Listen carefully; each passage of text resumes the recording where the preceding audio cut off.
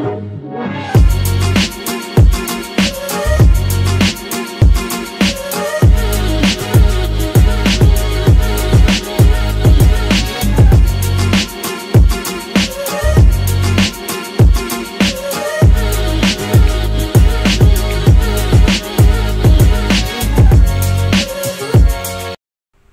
araw mga buddy, welcome to my YouTube channel. Sa ngayon mga buddy, mayroon na naman tayong isang trouble. Bali, nagpalit ako ng wheel bearing ng MAN diesel pang harapan. So ngayon, ikinabit ko na yung wheel bearing mga buddy. Hindi ko lang na-videoan. So papakita ko paano ikabit yung caliper saka yung hub mga buddy. Ayan, samahan nyo ako mga buddy. Dito na yung wheel bearing ito mga buddy, buo yan. Itong buong ito, kasama na yung bearing dyan. Buo yan na kasi hindi, walang available na bearing yan. So bali pag bibili kayo nito, assembly na to. Kasama na tong housing ng bearing na yan. Yan, buo na yan. So ngayon nakabit ko na yan dyan. Kakabit ko naman yung hub mga buddy. Yung pinaka hub, tapos yung kabitan ng caliper. So ayan mga buddy, ang ito yung hub niya, no? Yan, mabigat yan. Tapos yung caliper naman ito. Yung caliper. Kasi yan mga buddy, disc brake. So ayan. Yan, kakabit ko na yung hub mga buddy. Ito rotor disc to. Yung pinaka-hub na yung mga gamit ka ng stud. Ito naman yung rotor disc. Dito nakalapat yung brake pad. So ayan, gagawin na natin.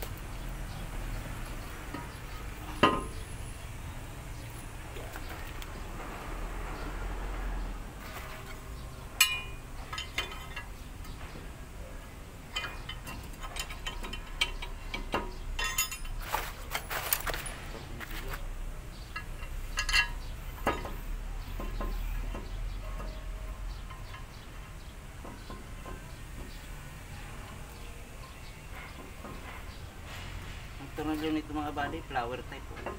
Yan. Yan. Yan ang tornilyo yan. Bali 10 tornilyo ito mga buddy. Flower type yung kanyang bolt. Special tools ang nagamit natin yan.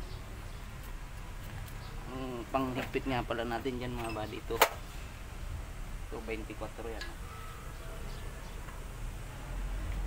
Yan yung gagamitin natin na tools. Yan ay sunod naman natin yan mga buddy ay yung caliper. Dito naman yung nakabit caliper nya. Yan.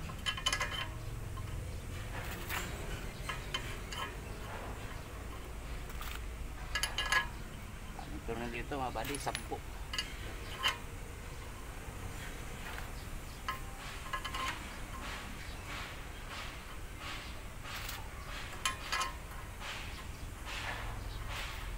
Yan.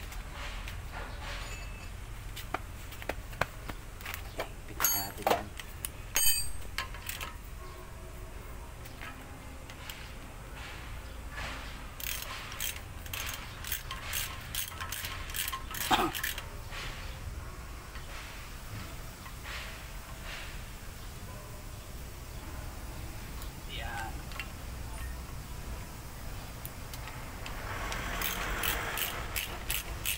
Yan eh, kita na lang natin yung mga tornilyo ito. Tapos yung caliper naman ang ikakabit natin yung mga body. Dito.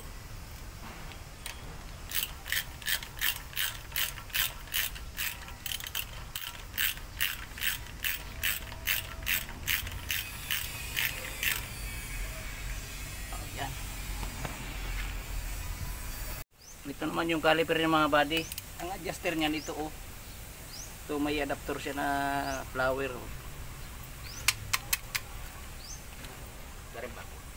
Kahit mo yeah. Ali adjust natin. Yan ang adjuster nito mga body. Yan.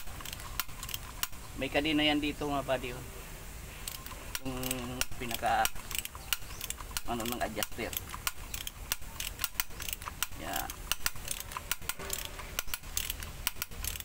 Iyan muna natin yung ano para makapasok siya dun sa rotor. Kasi yung piston nandito. Yung piston yan. Yan. Yung magtutulak sa ayun. Magtutulak dun sa lining. Okay. Agad na. Ayun. Tapos igagabit na natin siya dyan sa yan. Ito naman dito to natin ikakabit. Yan. Gusto natin.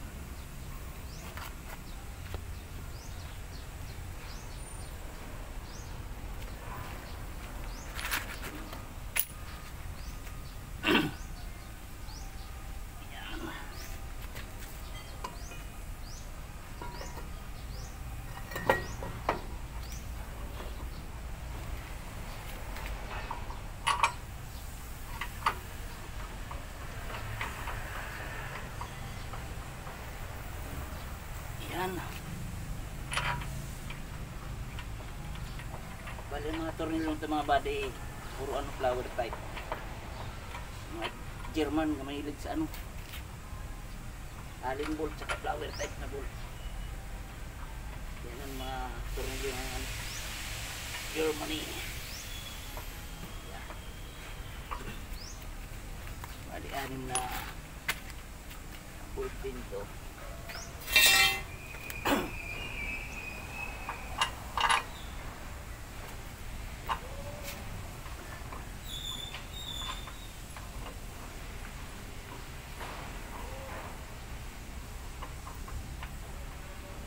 Ayan, kapit na natin. Bali mag-iigpit na lang tayo ng mga tornilyo nito mga buddy. So ganyan pagkabit ng caliper mga buddy. Ayan.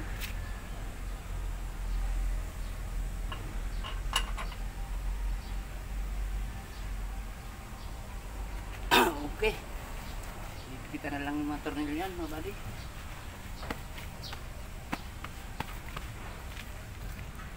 Ayan mga buddy, naikabitan natin yung caliper, naigpitan na yan. Yung hub yan oh. Ngayon ikakabit naman natin yung brake pad. Ito yung brake pad yan mga buddy oh, yan. Madali lang ito ikabit, madali lang din magpalit. Yan. Dito lang yan papasok mo. Yan. Andiyan na yan. Tapos dito sa kabila. Mas mabilis lang ito palitan mga buddy yung brake pad nito. Tapos ito yung pinakalak niya dito. Yan. Ipin lang yan dito sa yan ang pinakalak niya mga buddy. Yan. Oh. Yan na mga buddy oh. May kabit na natin. Hindi, mas mabilis lang to magpalit ng ano ng brake pad. Tatanggalin mo lang yung gulong tapos bunutin mo tong lock. Ariyahan yung adjuster dito, yung adjasa ng caliper, yun kukuha mo na yung brake pad. Tapos ngayon andito naman ito yung brake chamber. Ito yung brake chamber mga buddy. Ayan, maliit lang brake chamber nito. Ito naman yan. Ayan. Tinglo na lang yan. Chamber. Ayan.